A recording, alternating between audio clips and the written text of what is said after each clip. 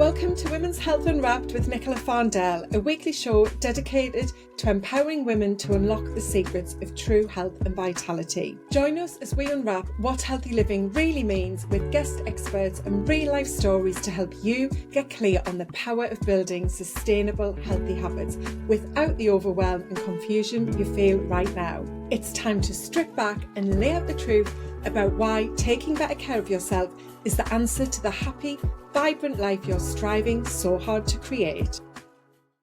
Hi and welcome to today's episode. It's fantastic to have you joining today for another brilliant conversation unwrapping women's health.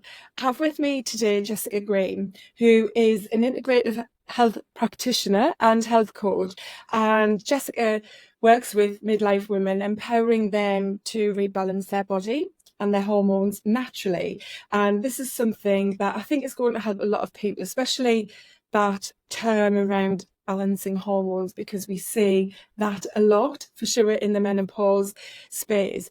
And we know that there are lots of changes perimenopause and the menopause season can bring.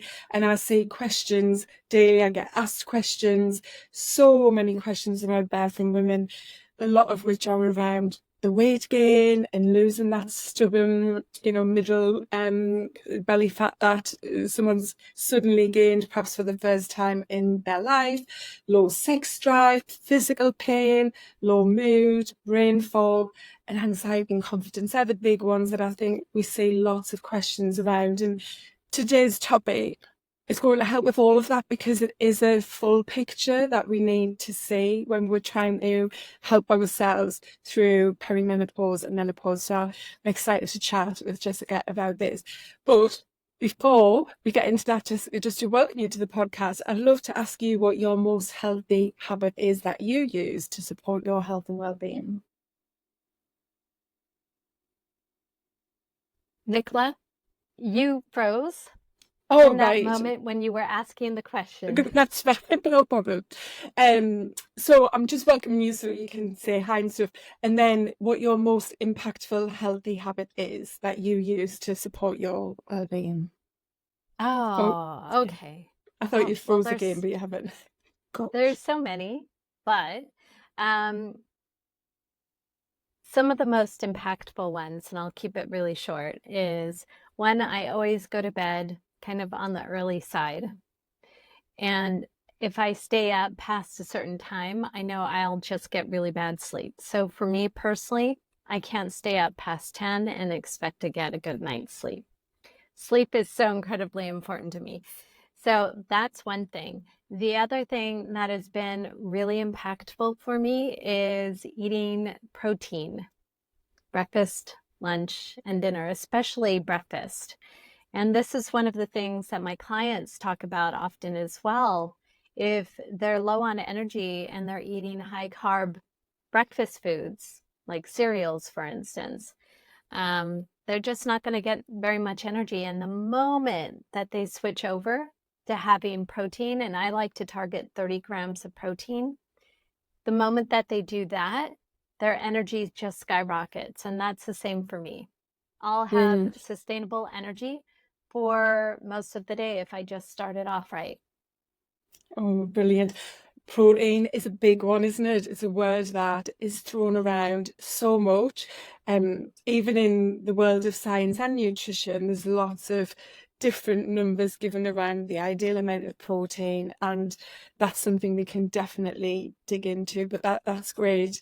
Hearing your habits and getting to bed at a regular time is brilliant, because as they say, regularity is king when it comes to sleep. So I love hearing that you find that one of your most beneficial habits. And I'm the same. I like to be in bed early. If it's past 10 o'clock and I haven't actually got into bed, because I'm normally in bed before 10 o'clock, if I'm not even in bed like last night, I start to feel that kind of panic and, oh, this is a late night. So yeah, valuing that is a great habit to have. So to kick us off, I'd love for you to explain what integrative medicine is and integrative health, because I'm sure there will be people listening who don't know what that term means. Yeah. integrative medicine, integrative health, functional medicine, naturopathic medicine. These are all very much aligned, and they're aligned in the way that in that practice world, it is very root cause. So instead of looking at a symptom and then treating it with a pharmaceutical, you look at the symptom and you say, well, why are you having that symptom? This is a huge shift. Conventional, or we'll say allopathic medicine is what you get from the GP.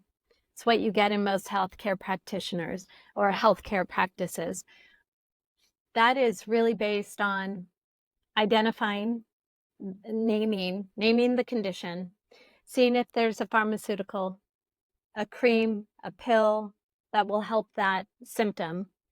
And that is linked to some sort of like insurance codes, at least in the state. It's always linked to an insurance code. And because insurance really dictates a lot of what doctors do, it all links up. Insurance will cover this, this, and this.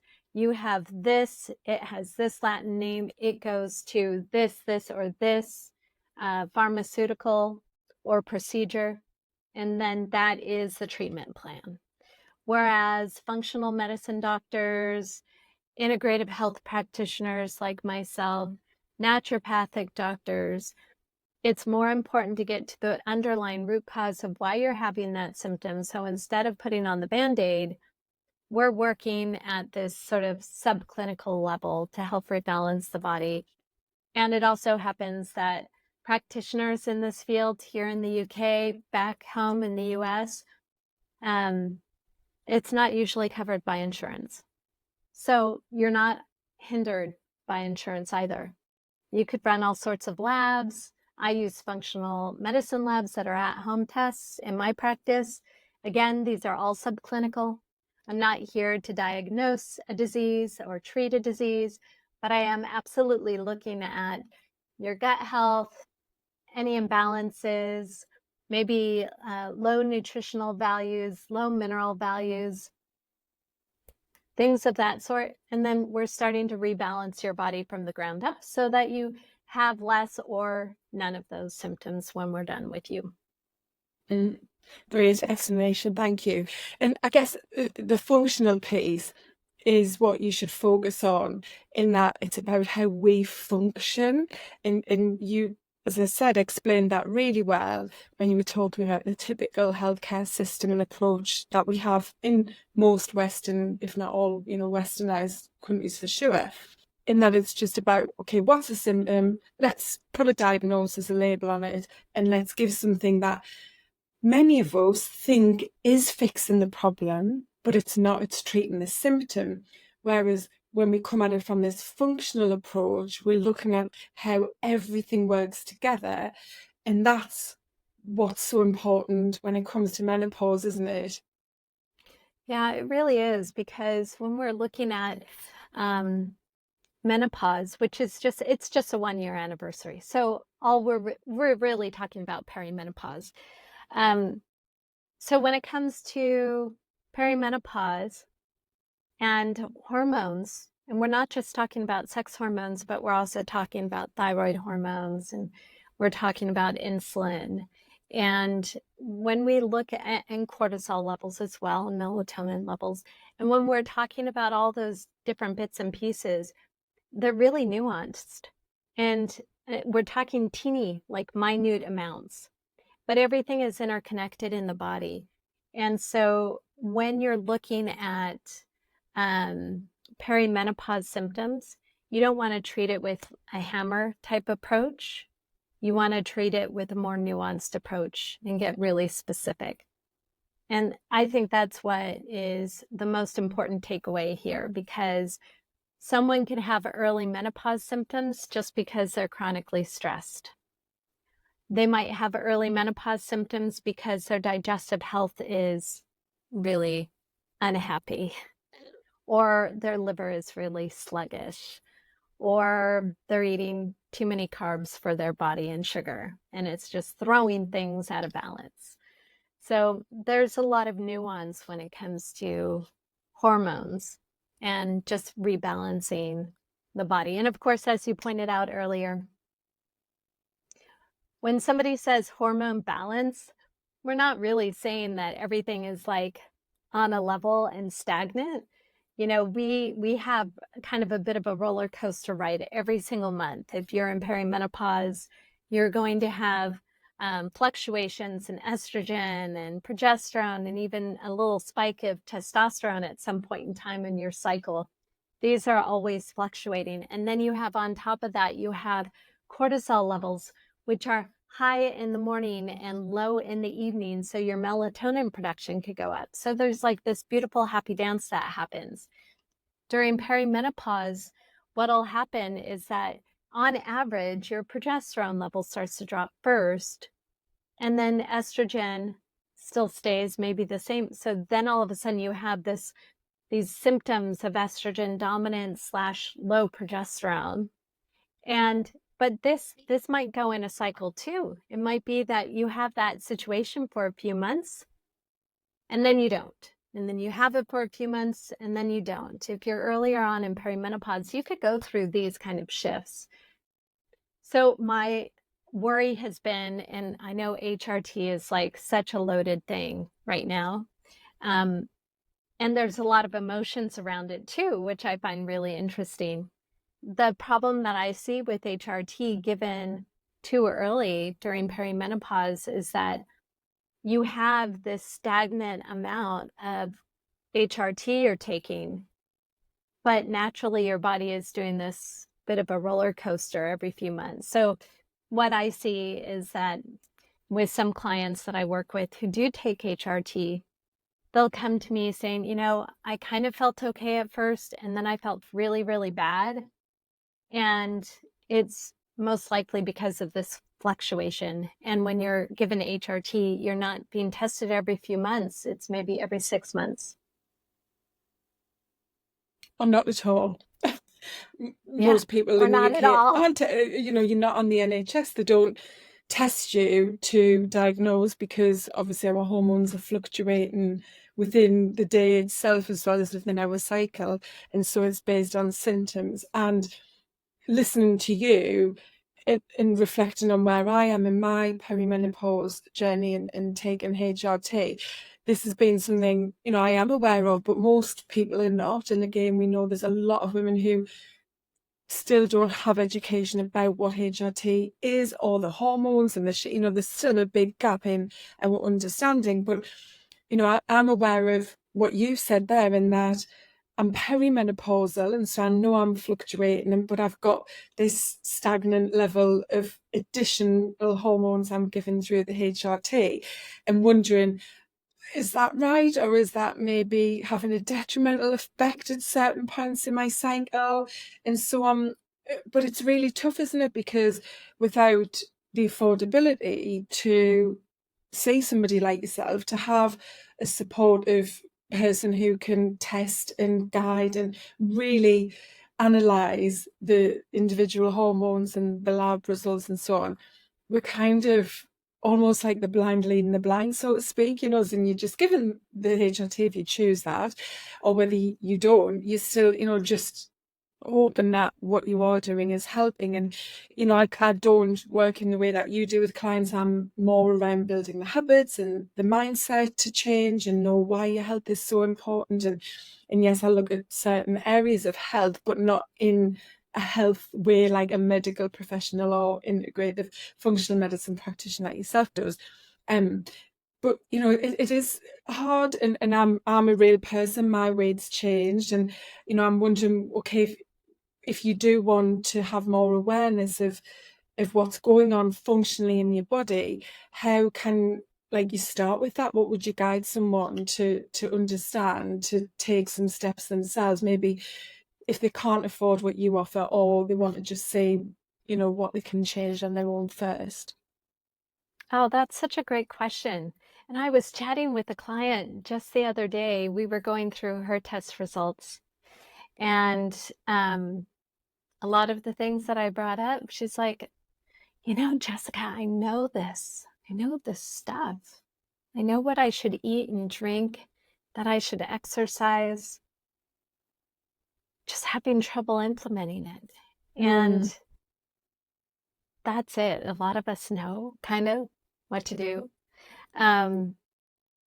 But we have trouble doing it. We have trouble shifting. What I try to do with my clients is that I try to help them implement the changes to become a habit. So that, and then to really pay attention to their body, to notice how they feel different.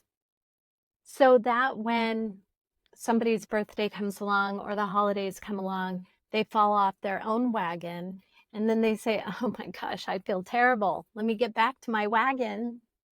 I know what to do. And it's easier now to do it because I've already created a habit around it. And this was just a blip. So when it comes to rebalancing the body, like I said, as an integrative health practitioner, I'm not a medical practitioner, but an integrative health practitioner, I really focus on really going down several levels to sort of like this foundational piece. And you got to start at the foundation. So what I start with is whole foods, eating whole foods. I don't recommend grains. I don't do that because there's too many anti-nutrients in it. Kind of when you eat different grains, you're not absorbing the nutrients of the other foods. And grains are very low nutrient dense. And so I really promote nutrient dense foods. And I do this even in addition to like a good quality multivitamin because I know we're just not getting enough nutrients. We're not absorbing enough of the nutrients that we need. So very much in terms of whole foods, clean meats, so grass-fed, sustainably raised, chicken, beef, lamb, turkey, pork, sustainably harvested wild-caught fish, super important. Don't get the farm-raised ones. They'll just be filled with worms and other junk. Can I just ask, Jessica, I know you live in the UK now. Any advice on getting that? Because obviously in the UK, the supermarkets aren't really stocking that quality of meat or fish generally. You know, it's a lot harder, isn't it? So would that be, you know, for the meat, finding a local farm store or, yeah, any suggestions? Right. Well, I know from the produce standpoint, I get Riverford. So Riverford has delivery spots all over the UK. I get them. It's super affordable. Like coming from the US, food is so much more pricey. And so to spend 17 pounds and get like a really good sized box of fruits and veggies, I love that. I think they have some other products there as well that you can add into the cart. Then visiting fishmongers. If you're not familiar with where fish come from, then go to the fishmonger and say, you know what? I want saltwater fish that's low on the food chain, that's wild caught. What have you got for me? That's great. Generally, I don't eat salmon here because all the salmon is farmed. There's no wild Atlantic salmon anymore because it was over harvested. So I know that. So I avoid the salmon. Oh, wow, I didn't know that. And I do like salmon. I love salmon. I'm from the Pacific Northwest originally. So I've been missing that then. yeah, every time we go back, I get a big salmon, if they're in season, of course. And then beyond that, when it comes to getting meat or chicken, you know, even in the grocery store, I just look for organic first. And then I look to see if it was free range. So that's a good place to start. If you want to go to a butcher, or, you know, a butcher would be a great source just to understand, okay, what have you got that is pasture raised, maybe heirloom, breed, animal. Give me some of that. You know, working with your butcher, that could be really helpful. So yeah, that's where I would start. I'm so excited that food is so much less expensive here. it's about half, maybe a little less than what it would be in the US. So I'm super excited to be able to get organic foods locally. Yeah. Oh no, Yeah. that's interesting, isn't it? Because food has gone up quite substantially over the last 3 years post-COVID. I think everyone's felt, the cost of living pinch Yeah. in lots of different ways, and food certainly is one of them. Yeah. So yeah, really good advice there. And just kind of to talk a little bit about the hormonal balance piece. And you mentioned, obviously there's cortisol, there's insulin, you've got the 3 sex hormones that most women are thinking about when they think about perimenopause. But we do have all of these hormones that together are what, I guess, mean some of the symptoms of perimenopause become challenging when they aren't perhaps as optimally efficient as what they should be, for want of a better phrase. And so, yeah, talk us just a little bit about that whole holistic picture, that aerial view of why we have to look at this in that way. Okay. This is great. So your body is connected in so many different ways. The sex hormones don't live by themselves. They don't even live just in conjunction with cortisol. It's like it's tied to your insulin, it's tied to your thyroid hormones and its conversion rates, and your liver is a part of the whole picture as well. So going back to the nutrient-dense foods, good quality multivitamin is important because, and getting good quality protein, that means complete essential amino acids. Super important. The most efficient way to get those is going to be through animal proteins and fish proteins. It's harder to get them through other proteins. So you need all of this in order for your thyroid to be happy and function optimally, and you need that for your liver to function optimally as well. I'm going to start with the liver, sort of like the bottom up. So you do want the gut to be happy and healthy, of course. Stress will impact this, by the way. So if you're stressed, your motility will slow down, your stomach acid won't be as strong, you're not going to break down things as much, which means anything that you ingest, say that piece of fish that had a parasite that you didn't know about, it doesn't get broken down in your gut instead, or broken down by the stomach acid, goes into the gut, and then you have pathogens. These will all upset the gut. You don't want that. You want to focus on that. So I do a lot of gut work. The next piece of the puzzle, though, so nutrients getting absorbed, the next piece would be the liver. So the liver is absolutely essential when it comes to metabolizing estrogen. So if your liver is feeling just sluggish, like there's not enough nutrients to have it function optimally, or if you've been drinking a lot of alcohol, or not giving your body a break, just overnight intermittent fasting, at least minimum of 12 hours, what you're going to have is a little stagnant liver, unhappy. It's not going to metabolize the estrogen like it should, and some of it gets recirculated. It gets recirculated, builds up, and then you get estrogen dominance, which in perimenopause feels really bad, right? You get all sorts of symptoms from this. So you have that piece of the puzzle. The other piece of the puzzle is that when it comes to your liver, the thyroid hormone T4, which is the inactive thyroid hormone, about 70% of it gets converted in the liver to an active T3 hormone. What this means is that if you have a sluggish liver, you could have a situation, and you're stressed, the situation that you could have is you've got enough T4 coming. Maybe your TSH feels, is fine, like it's in a normal range, but then your T3 might be low, or free T3 might be low. So one of two things is happening. The liver isn't converting it into free T3, or you're so stressed that your body is actually making reverse T3, which takes up the receptor sites of the happy free T3. And so you have low thyroid symptoms, but your test could be normal because NHS here only tests TSH, maybe sometimes T4, but they never test T3 because they don't do anything about it. When you get a prescription, it's T4 only, never T3. You can't get T3.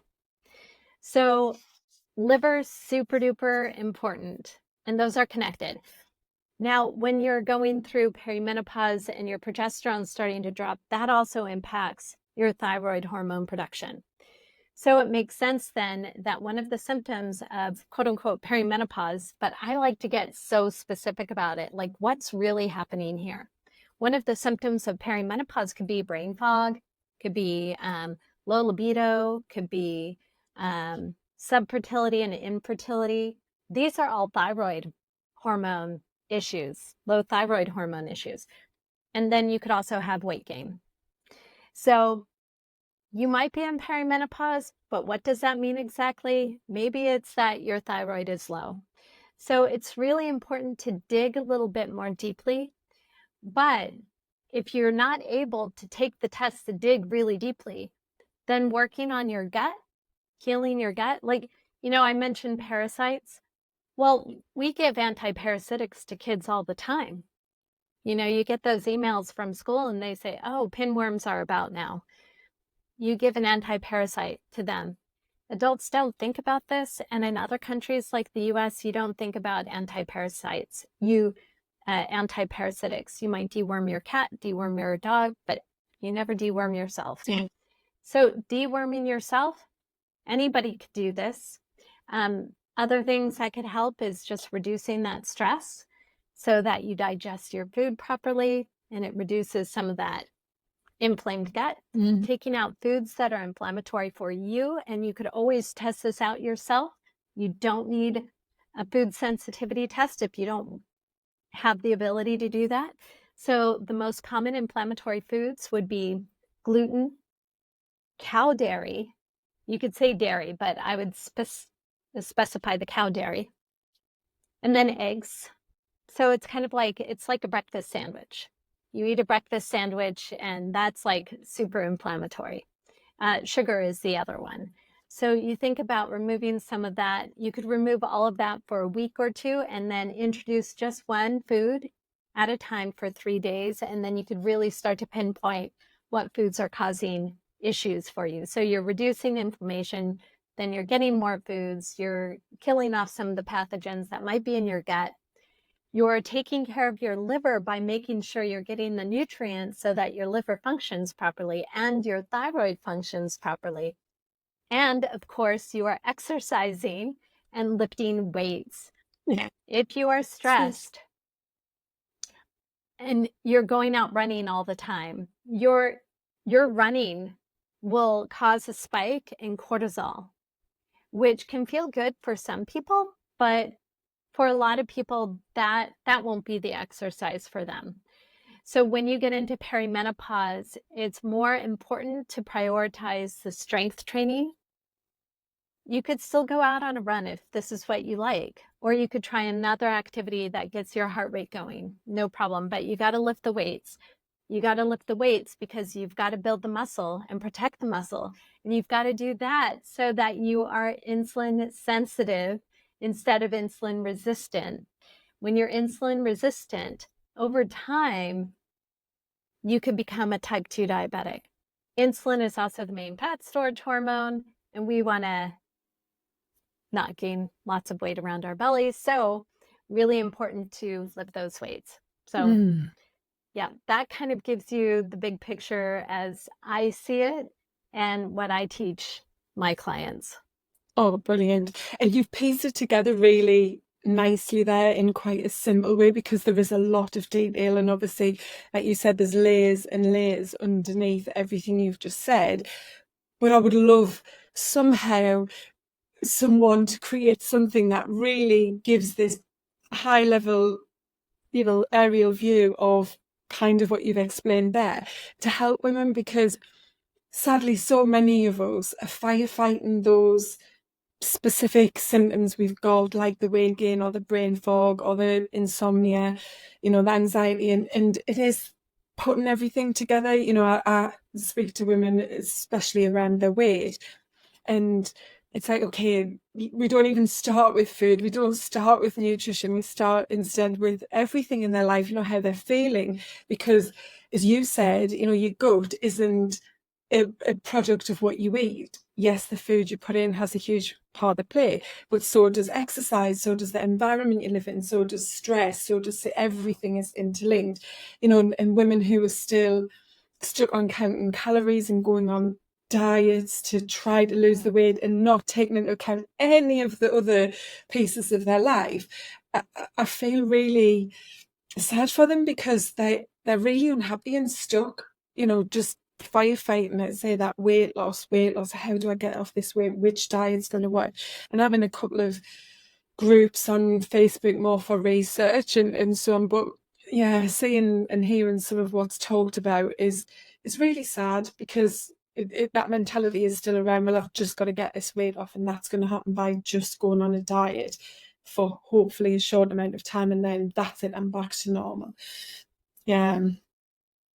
And it's so important to pay attention to the stressors, to nervous system, to life's purpose, to your passions.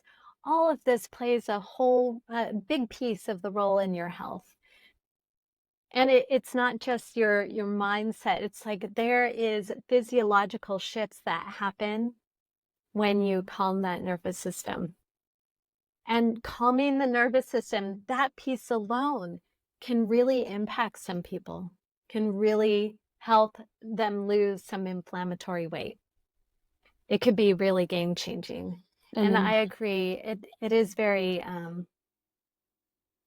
sad when I feel for them, when someone is restricting themselves so much, and they're doing it out of shame instead of love for themselves. And I don't like restricting calories personally. I think people should eat more calories. You know, not like go overboard, but I'm not into really restrictive calories. And I also want to make sure that people have the fuel for their bodies to function, but they should also enjoy themselves and enjoy the foods that they eat, and choose the foods that really fuel them, and do it with a sense of love rather than hatred or disgust or shame. Yeah. Totally with you there. Talk about quality over quantity. And something when you were talking about the fish popped into my head that I'd heard someone talking about on a podcast recently was, you know, our cells are regenerating all of the time, and our new cells are being formed of our lifestyle, which includes the food we eat. So if we are putting crap into our body, then essentially we're forming crap on the outside, you know, not just how we look aesthetically, but how we feel because of how we're operating. And so really thinking about it in that sense of, yeah, I want to feel good and I'm working hard to have a great life and be happy.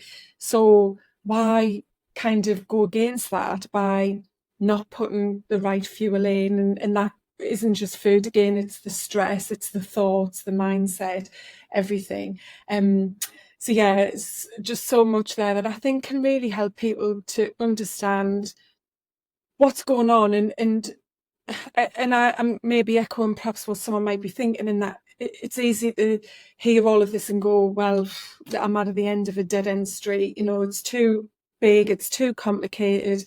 Everything's so, you know, micro but linked together. I can't get into that level of detail. I can't afford to get that help. You know, where does that leave me, sort of thing. But we want people to know that you can make those changes. That are, as you said, lots of things you can do on your own to try to have that better balance. And that doesn't mean you're pushing yourself back to where you were perimenopause, but just, as you've explained, helping all of those individual hormones to do what they're meant to do when we're functioning optimally, and giving us more stability with all of our perimenopausal symptoms and those changes because of the sex hormones. So just to wrap up then, flowing nicely into this is, for someone who wants to build some better habits, to have good hormonal balance, to feel like they're really functioning optimally, what would be those 3 simple steps? And I think you've alluded to a lot of these, but just to kind of wrap up everything you said, those 3 simple things someone could do to start building that healthier life for themselves.